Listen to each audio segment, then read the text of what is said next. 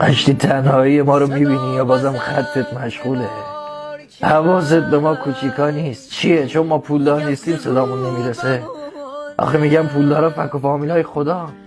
خدایا به خدا بگی امشب میمیری شب زود بخواب.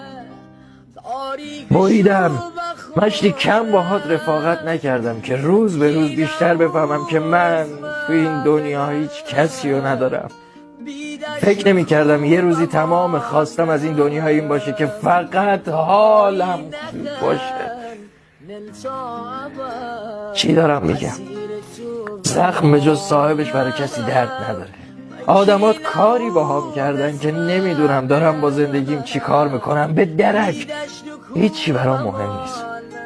ولی مشتی، من محکوم به رنجایی شدم که حقم نبود. نگذر قربونت برم، بگذری من ازت نمیگذرم.